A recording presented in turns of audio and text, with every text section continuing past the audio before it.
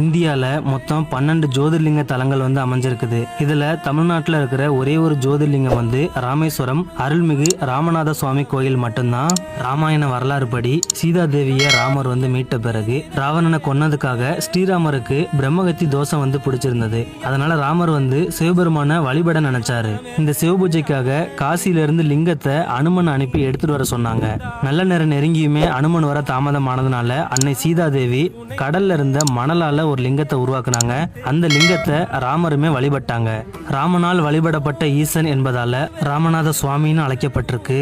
தாமதமா அனுமன் கொண்டு வந்த லிங்கத்தை அனுமனோட மன வருத்தத்தை போக்குறதுக்காக ராமநாதருக்கு இடப்பக்கத்திலேயே சிலையா நிறுவனாங்க.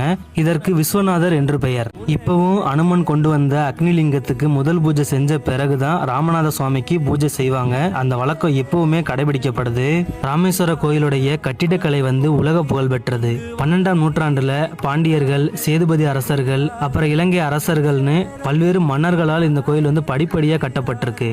சுமார் 1212 நேர்த்தியா செதுக்கப்பட்ட தூண்கள் இந்த பிரகாரத்தை தாங்கி கம்பீரமா காட்சி ராமேஸ்வர கோயிலுக்கு உள்ள 22 புண்ணிய தீர்த்த கிணறுகள் அமைஞ்சிருக்குது. கோயிலுக்கு வெளியே அமைஞ்சிருக்கிற அக்னி தீர்த்த கடற்கரையில நீராடிட்டு அதுக்கப்புறம் கோயிலுக்கு உள்ள இருக்கிற 22 புண்ணிய தீர்த்தங்கள்ல நீராடுறது இங்க இருக்கிற ஒரு முக்கியமான வழிபாடா இருக்குது. இந்த 22 தீர்த்தங்கள்ல கோடி தீர்த்தம் ராமர் தனது அம்பினால் உருவாக்கிய மிக புனிதமான தீர்த்தமா கருதப்படுது.